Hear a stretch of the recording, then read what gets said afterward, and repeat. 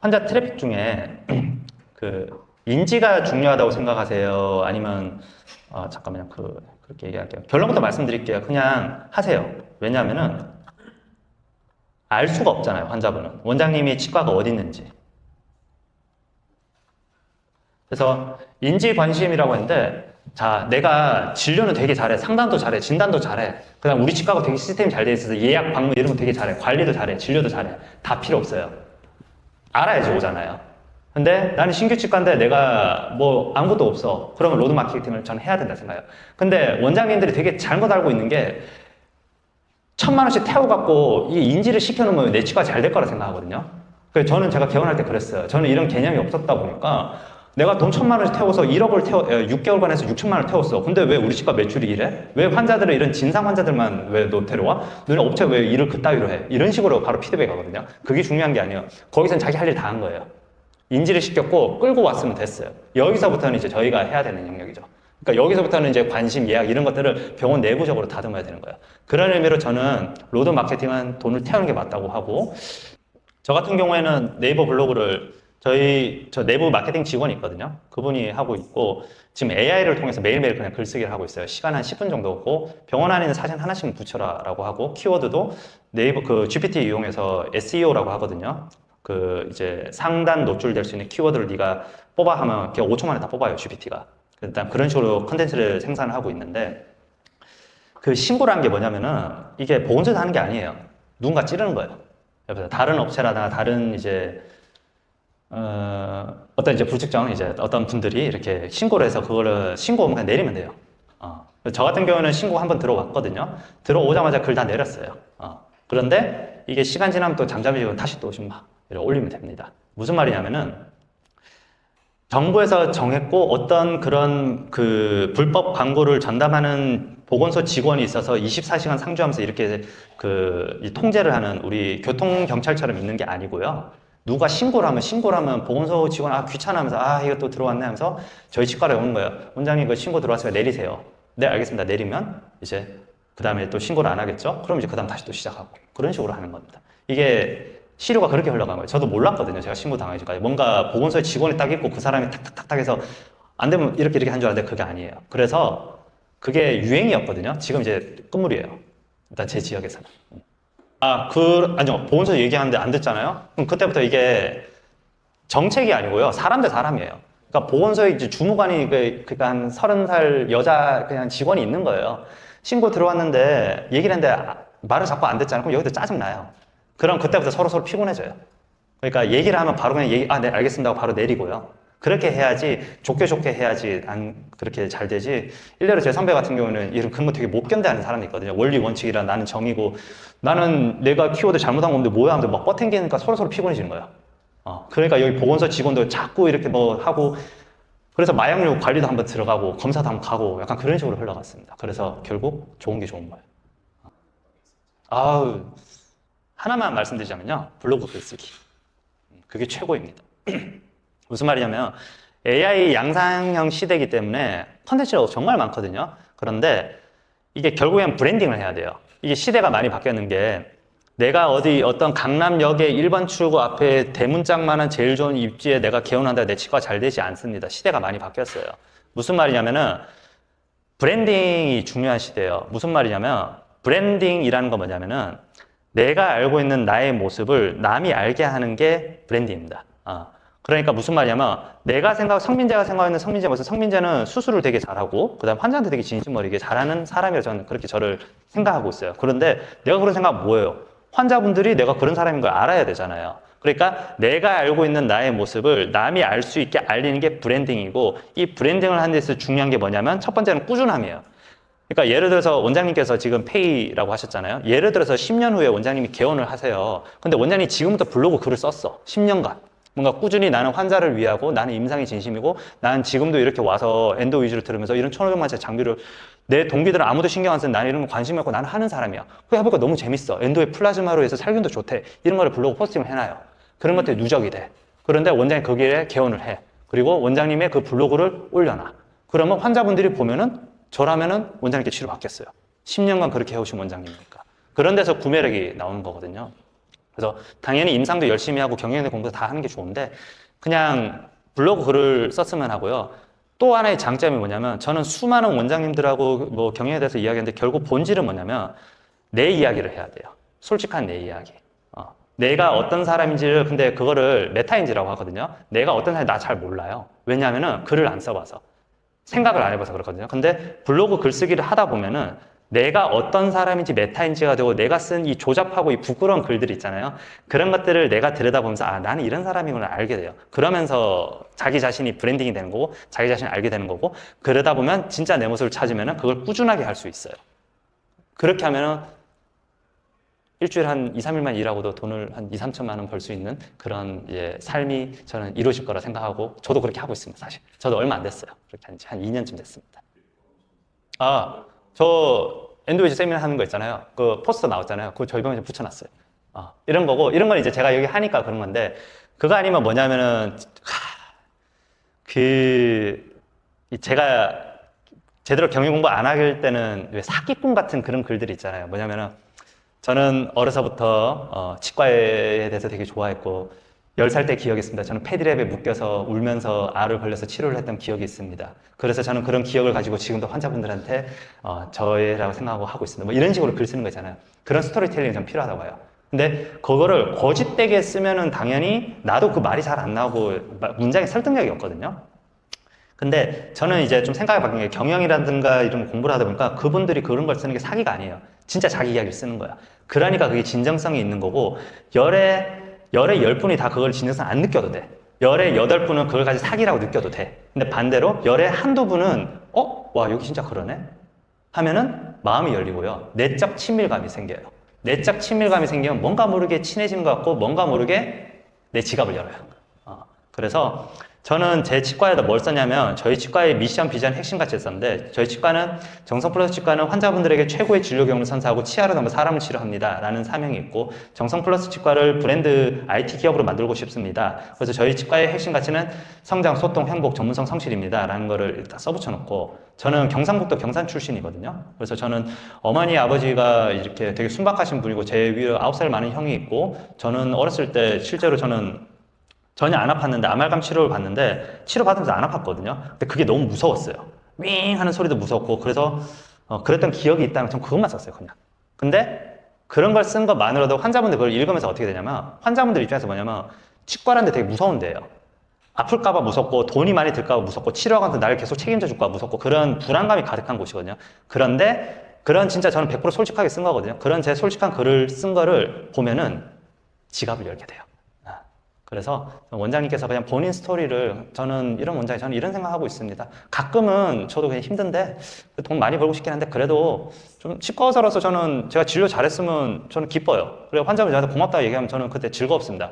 저번 주에 그런 일이 있었어요. 이런 거 그냥 수필처럼 에세이처럼 쓰는 것만으로도 되게 효과 있다고 봐요.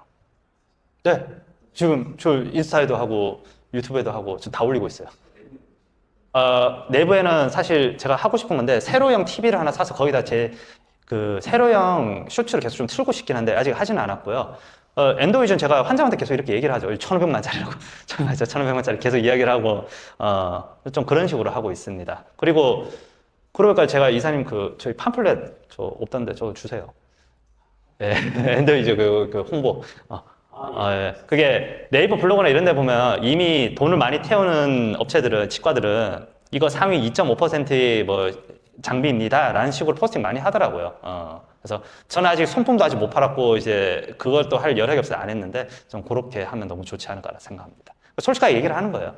이거 하는 치과가 2%밖에 안 되고 이게 왜 안 하는지를 이야기를 하고 이거를 나는 왜 샀는지를 이야기를 하고 일단 봉지 원장님은 제가 뽑고 싶은 분은 어떤 분이냐면은 임상 열심히 하시는 분이고 세미나 열심히 듣는 분이에요. 그러니까 저는 이제 이력서를 볼 때 제가 첫 번째로 본 게 뭐냐면 김평식 원장님 엔도 세미나를 들었냐 안 들었냐 저는 좀 컸어요. 네. 그래서 제가 그때 지금 폐 원장님이 1년 차신데 거의 2년 됐거든요. 그래서 맨 처음에 이력서 한 5분 들어왔는데 그분에서 지금 뽑으신 분인데 이분이 엔도 세미나를 되게 많이 듣더라고요. 그래서 이분 바로 채용했습니다. 저는 이제 그런 게 좀 기준이었어요. 왜냐하면 나머지는 알 수 없으니까. 그리고 그것도 있었어요. 인사글. 그러니까 자기소개서도 있고 사실 그것도 다 경영적인 측면에서 있거든요. 증명사진. 사진부터 좀 정론되어 있는 사진부터 시작해서 다 가는 겁니다. 예. 그래서 이력서를 얼마나 성실하게 썼느냐, 포트폴리오에 있느냐, 그 다음에 얼마나 이제 세미나에 진심이냐. 저는 그 정도. 나머지는 알 수 없잖아요. 그리고 그거보다 더 위력 있는 거 있어요. 소개. 네. 결국 소개죠.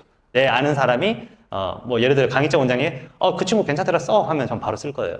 결국 소개입니다. 전 정말 게으르고 되게 싫거든요. 저는 제 얼굴이 나오는 게 너무 싫어요. 그 다음에 블로그에 저 지금 열심히 하고 있는데 제 글을 보는 게 너무 싫어요. 제 글이 너무 부끄럽고 조잡해 보이거든요. 그런데도 좀 해야 된다 생각하니까 저는 루틴을 잡았어요. 아침에 출근해서 9시부터 10분간 쇼츠 그냥 찍는 게 매일 루틴이고요. 그 다음에 퇴근하고 나서 이제 자기 전에 딱 침대에 딱 누웠을 때 바로 그냥 블로그 글 쓰고 좀 그렇게 습관화를 하고 있고, 그래도 안 되니까 저는 그래서 결국 제 친구랑 같이 하고 있어요. 챌린지. 서로 카톡으로 서로 보내면서 하루에 한 번은 쓰자라고 해서 약간 그런 식으로 저는 장치 만들어서 하고 있습니다. 시간이 없어요. 저는 글 한 번 쓰면 너무 오래 걸리고 그렇습니다. 네. 그래서 환자 없을 때 그냥 한 번씩 쓰면 된다는 그런 선배님들의 말씀도 있었는데 저는 그게 안 되더라고요. 너무 쓰기 싫을 때는 제가 AI로 해요.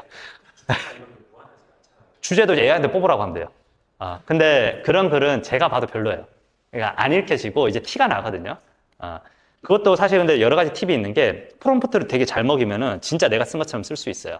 근데 그런 프롬프트를 하는 것도 제가 너무 귀찮아서 안 하고 있는데, 예. 그래서 AI로 해서 하는데, 여기서 추가로 하나 더 말씀드리자면 블로그도요 퍼널이 있어요. 무슨 말이냐면은 상단 퍼널이 있고요, 미들 퍼널이 있고요, 코어 퍼널이 있어요. 무슨 말이냐면은 AI로 블로그로 글을 쓸 때도 어떻게 쓰는 게 좋냐면은 인지 형식으로 블로그 글 쓰는 게 좋습니다. 무슨 말이냐면은 AI한테 키워드 한 50개 정도 뽑아, 해시태그 해서 그걸로 너가 글을 써 하면은 얘가 한 3분에 하나씩 글 쓰거든요. 그걸 다 올리세요. 다 뭐냐면 이건 그거 인지시키는 거예요.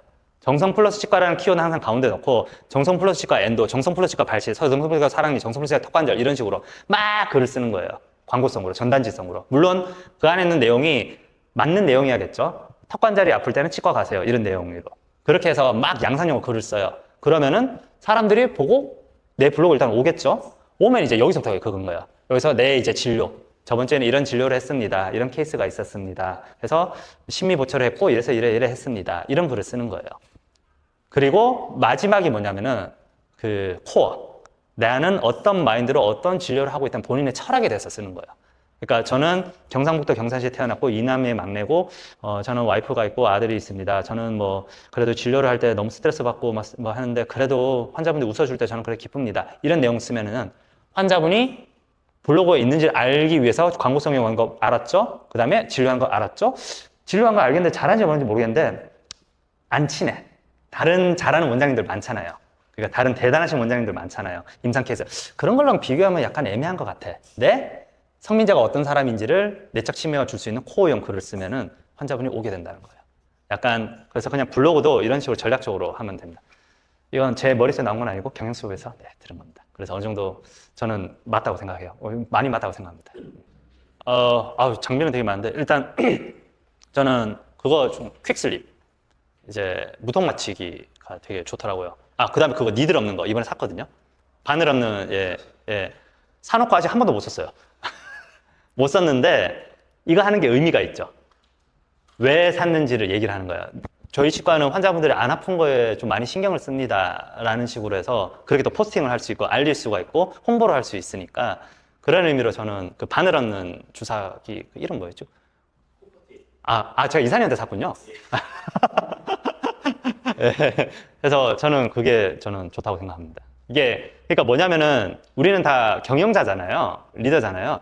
의사결정을 하는 데 있어서 이 의사결정을 왜 하는지를 자꾸 해야 돼요. 무슨 말이냐면은 이게 돈 되니까 한다, 이게 이득이니까, 이 가성 좋게 한다 해서는 이게 사람들을 설득할 수가 없거든요. 그러니까 대의명분, 환자한테 안 아프게 하는 것 때문에 이걸 한다라는 그런 몇집 명분들이 자꾸 들어가야지, 왜 하는지에 들어가야지 이게 사람들의 마음을 움직이고 환자들의 마음을 움직이고 더 나아가 내 마음도 움직이거든요.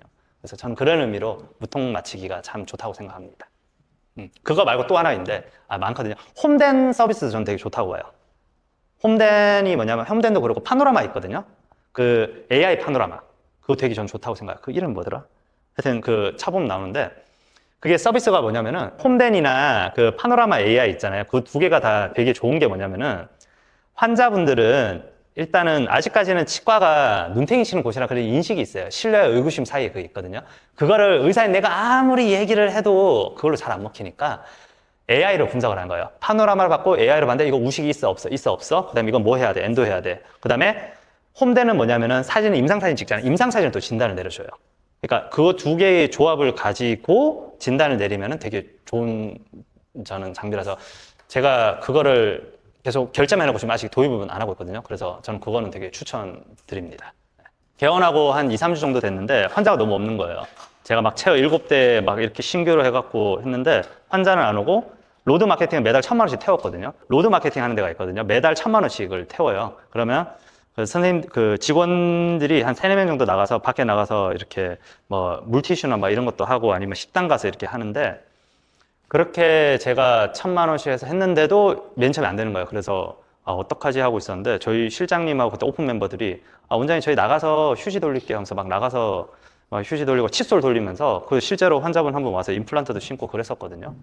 그래서 저는 제가 되게 옳다고 생각했어요. 그때 제가 페이 때 저를 그 대표 원장이 저를 어떻게 얘기하냐면 그때 이태원 클래스 있잖아요. 이태원 클래스 왜 박세로이라고 그 친구가 뭐 직원을 위하고 의리를 지켜서 되게 대성하는 약간 그런 이상적인 그런 주인공이었거든요. 저보고 박세로이 같다고 이야기를 하더라고요. 그래서 맞네, 내가 올래 하면서 막 그랬었거든요. 근데 2년, 3년쯤 되니까 그게 뭐냐면 착한 사장 컴플렉스라고 하거든요.